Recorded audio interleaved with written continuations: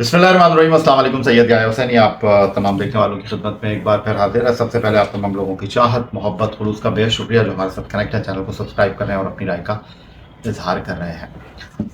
Mount मांगानोई, जहां पाकिस्तान और New Zealand की क्रिकेट टीमों के दरमियान आज 5 T20 मैचों की सीरीज का चौथा मुकाबला मुनक्किद हुआ और पहले 3 मैचों की तरह एक बार फिर ये मैच टीम पाकिस्तान के हाथ से निकल गया और सीरीज जो है वो 5वें मैच से पहले ही न्यूजीलैंड के नाम हो चुकी है।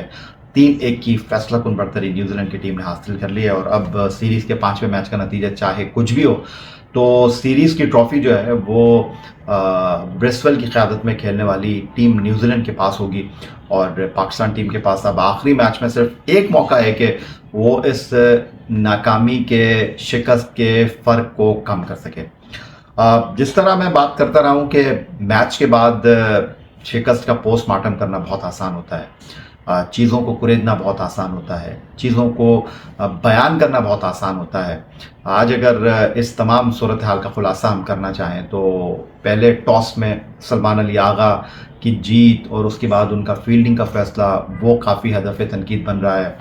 फिर पहले 10 ओवर में शादाब को, खुशदिल को, अबरार को बॉल देने के हवाले से उनके ऊपर उंगलियां उठ रही हैं।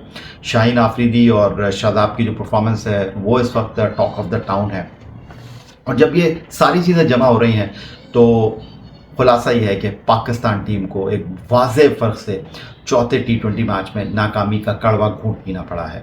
वो टीम जिसने हसन नवाज की शानदार सेंचुरी के साथ ईडन पार्क ऑकलैंड में मेज़बान न्यूजीलैंड की टीम को चारों खाने चित कर दिया था, उनको 200 रन बनाने के बावजूद नाकामी से 2-4 कर दिया था। टीम पाकिस्तान की जीत की तारीख रकम की थी, पाकिस्तान में बड़ी वाह हो रही थी, खिलाड़ियों को सराहा जा रहा था, आकिब जावेद के फैसलों को सराहा जा रहा था, हसन नवाज की तारीफ़ की जा रही थी, कप्तान सलमान अली आगा की तारीफ़ों के पुल बांधे जा रहे थे। सिर्फ एक मैच के बाद जब चौथे मैच में टीम जो है वो बुरी तरीके से नाकामी का शिकार हुई है, बॉलिंग में पिटाई हुई है, बैट्समैन डिलीवर नहीं कर सके, सिर्फ 2 बल्लेबाज जो हैं वो डबल फिगर में गए हैं, तो टीम एक बार फिर हदफ तनकीद बनी हुई है। और अगर देखा जाए यहाँ पर तो बात दरअसल ये है कि बहुत आसान चीज़ें हैं और मैं हमेशा से ये बात करता रहा हूँ कि जो सीनियर प्लेयर हैं उनको रिस्पॉन्सिबिलिटी लेनी चाहिए। शाहीन आफरीदी की बॉलिंग के ऊपर गुफ्तगू हो रही है, बिल्कुल होनी भी चाहिए। 4 मैचों में उनके क्रेडिट पर सिर्फ 2 विकेटें हैं, आज उनकी ठीक ठाक पिटाई हुई है। फिर शादाब खान की अगर हम बात करते हैं तो एक बार फिर आज वो काफ़ी ऑफ कलर नज़र आए हैं, अकाउंट ओपन किए बगैर गए हैं। उनके एक ओवर में 23 रन न्यूजीलैंड के बैट्समैन जो हैं वो हासिल करने में कामयाब हुए हैं। और एक ऐसी पिच जहां हारिस 3 आउट करते हैं, एक ऐसी पिच जहां न्यूजीलैंड के बॉलर मां सिवाय एसुडी के फास्ट बॉलर पाकिस्तान की 9 विकेटें लेकर जाते हैं, पाकिस्तान की जो प्रीमियर फास्ट बॉलर है शाहीन शाह आफरीदी वो डिलीवर नहीं कर सके। कप्तान सलमान अली आगा की कप्तानी से अगर हम बात शुरू करें तो सलमान अली आगा अभी सीखने के मरहले से गुजर रहे हैं और ये कैसी अजीब सी बात है कि जो पाकिस्तान टीम का कप्तान है वो कप्तानी सीख रहा है, यही हकीकत है। इससे पहले आपने बाबर को कप्तान बनाया था तो उनके पास कप्तानी का कोई तजुर्बा नहीं था, अब आपने आगा सलमान को कप्तान बनाया है, उनके पास कप्तानी का कोई तजुर्बा नहीं है। PSL में उन्होंने कभी कप्तानी नहीं की, डोमेस्टिक क्रिकेट में उनके पास कोई बहुत ज़्यादा तजुर्बा नहीं है कप्तानी करने का, तो वो मैदान में गलतियां करेंगे, आपको इन गलतियों को अब बर्दाश्त करना पड़ेगा। लेकिन शाहीन आफरीदी की बॉलिंग में पेश आने वाली गलतियों को लोग अंडरस्टैंड करने के लिए तैयार नहीं है, बात ठीक है। शाहीन आफरीदी पाकिस्तान के नंबर 1 बॉलर हैं, उनके क्रेडिट पर 100 से ज़्यादा T20 क्रिकेट में विकेटें हैं, लेकिन शाहीन आफरीदी को क्या हो गया है? शाहीन आफरीदी वो शाहीन आफरीदी लग नहीं रहे हैं, उनको वनडे टीम से ड्रॉप कर दिया गया है। हालांकि आज मैं ये देख रहा था कि आकिब जावेद ने शाहीन को, हारिस को वनडे क्रिकेट से इस दौरे में बाहर किया है, लेकिन वो कुछ लंबी प्लानिंग कर रहे हैं क्योंकि आने वाले दिनों में पाकिस्तान टीम का ज़्यादा फोकस जो है वो T20 क्रिकेट के ऊपर है, वनडे क्रिकेट आपको इतनी मिलेगी नहीं। तो फिर आप खुद सोच लीजिए कि कोच का ये फैसला किस हद तक ठीक है और किस हद तक ठीक नहीं है। लेकिन बात यहाँ पर यह है कि जब हमारे खिलाड़ी सीनियर खेल रहे होते हैं तो सामने वाली टीमें हमारे खिलाड़ियों के ऊपर होमवर्क करके आती हैं, लेकिन आज के मैच के बाद ये सवाल बड़ी शिद्दत से उठ रहा है कि हम क्या होमवर्क करके आते हैं भाई सामने वाली टीमों के ऊपर। बिलखुसूस फिन एलन और टिम साइफर्ट जो है एक बार फिर हमारे बॉलर्स को पड़ गए। और अगर मैं मुख्तसर तौर पर इस सीरीज़ के 4 मैचों में इनकी परफॉर्मेंस का खुलासा करना चाहूँ तो पहले मैच में 5.5 ओवर में दोनों ने अपनी टीम को 53 रन का ओपनिंग स्टैंड फराहम किया। फिर दूसरे मैच में 4.4 ओवर में 66 रन इन दोनों के दरमियान पहले विकेट पर बने। फिर तीसरे मैच में पहले ही ओवर में ये जोड़ी टूट गई और फिन एलन जो अकाउंट ओपन किए बगैर आउट हुए थे 3 रन की ये शराकत दे सके।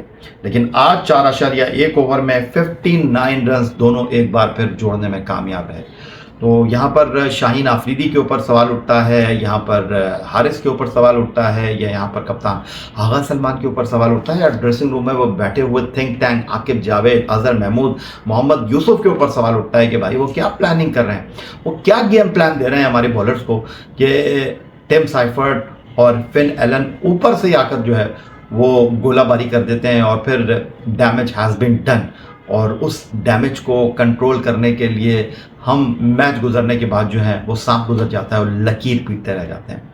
ये वो चीज़ें हैं जो कि एड्रेस करना इंतहाई ज़रूरी है। ये वो बातें हैं जिनको हज़म करना इतना आसान नहीं है, लेकिन हकीकत यह है कि हम बात करते हैं कि नए खिलाड़ियों को लेकर आए हैं।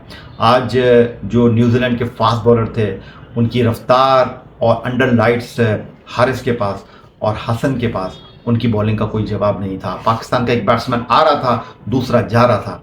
ऐसा लगा हुआ था कि पाकिस्तान टीम के खिलाड़ी जो हैं वो जनाब बहुत जल्दी में है और ड्रेसिंग रूम में वूफे लगा हुआ है, और अगर किसी खिलाड़ी ने ज़्यादा वक्त पिच के ऊपर गुजार दिया तो जनाब उसको खाने के लिए शायद कुछ मिले ना। तो ये सूरत हाल है पाकिस्तान टीम की, और न्यूजीलैंड की टीम अपने अहम खिलाड़ियों के बगैर एक मरतबा फिर टीम पाकिस्तान को दीवार से लगाने में कामयाब हो गई है।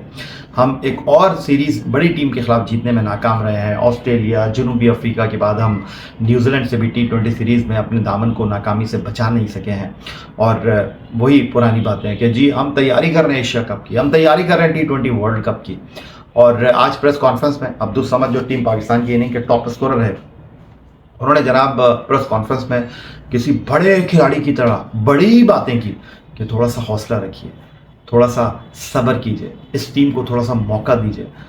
यार मेरा ख्याल है कि ये प्रोफेशनल टीम है और प्रोफेशनल टीम जो है वो वक्त नहीं मांगती, प्रोफेशनल टीमें जो है वो एक्सक्यूज़ नहीं देती, लेकिन हमारे पास सिवाय एक्सक्यूज़ के और कोई चीज़ है नहीं। और फिर आवाज़ें लगने लगी हैं कि जी बाबर, रिजवान, उनके बगैर ये टीम बनती नहीं है। कुछ लोगों का ख्याल है कि नहीं जी उनके बगैर टीम जो है वो राइट डायरेक्शन में जा रही है, गेम प्लान है इस टीम के पास। देखिए एक बैट्समैन आ रहा था, दूसरा बैट्समैन जा रहा था, लेकिन कोई रोक नहीं रहा था, सब मार रहे थे। तो भाई जब स्कोर बोर्ड पर 220 लगे हों तो फिर आपने मारना ही है, आपने कौन सा रोकना है यार, आपने क्या बुरा भला सुनना है? फिर 221 करने के लिए मारना ही पड़ता है ना।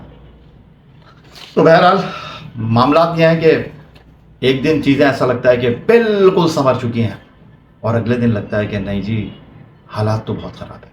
और आज के बाद, इस मैच के बाद तो ऐसा लगा कि हमारे लिए सीखने के लिए, हमारे लिए समझने के लिए, हमारे पास करने के लिए बहुत ज़्यादा जो है वो जनाब अभी बॉक्सेस हैं जिनको हमने टिक करना है, जहाँ पर हमने अपनी खामियों को दुरुस्त करना है। फ़िलहाल तो मैं यही कहना चाहूँगा कि एक और डरावना ख्वाब है ये टीम पाकिस्तान के लिए, न्यूजीलैंड का दौरा। और कोच आकिब जावेद की कोचिंग में हम एक और बड़ी सीरीज़ जो है वो जीतने में कामयाब नहीं हुए। हमने नए खिलाड़ियों के साथ इस सीरीज़ में उतरने का फ़ैसला किया। आज हम उसी टीम के साथ मैदान में उतरे जिस टीम के साथ हम तीसरे मैच में उतरे थे। 2 तब्दीलियाँ हमने उस टीम में की थी। आज एक बार फिर हमारी टीम जो है वो शिकस्त का हार, बहालत मजबूरी कहें, ज़बरदस्ती कहें, जैसे भी कहें, अपनी टीम गले से निकालने में नाकाम रही। एक बार फिर नाकामी का जो तौक़ है हमारे गले में पड़ गया और हम आगे बढ़ नहीं सके। अब यहाँ पर सवाल यह है कि शाहीन आफरीदी को टीम से बाहर करने की बात हो रही है, शाहीन आफरीदी को ठीक करने की बात हो रही है, लेकिन यार हमारे पास ऑप्शन क्या है बाहर? हमने नसीम शाह को इस टीम में शामिल किया नहीं है। हम बात कर रहे हैं आकिब जावेद को लाने की। आकिब जावेद को हमने चैंपियंस ट्रॉफी के स्क्वाड में रखा था, आकिब जावेद को हमने ट्राई सीरीज़ के स्क्वाड में रखा था, उनको खिलाया नहीं ना भाई। यहाँ पर मसला ये है कि जिस तरह बाबर और रिजवान की जगह पहली बार हसन या हारिस, अभी उनको बहुत टाइम लगेगा, लेकिन बहरहाल परफॉर्मेंस उन्होंने दी है। बॉलिंग में हम ज़्यादा जो है वो अपने खिलाड़ियों को मौका देने के लिए आमादा दिखाई दे नहीं रहे। और अगर हमने अपने खिलाड़ियों को मौका देना है तो हमने सीनियर्स के साथ जो है वो इन जूनियर्स को आगे लेकर आना है। लेकिन एक बात वाज़ेह है, तय है, समझ लेनी चाहिए कि हमारी बॉलिंग उस तरह डिलीवर नहीं कर रही जिस तरह उसको करना चाहिए। हमारे पास सीनियर प्रो हैं लेकिन वो तवक्कुआत पर पूरा उतर नहीं रहे।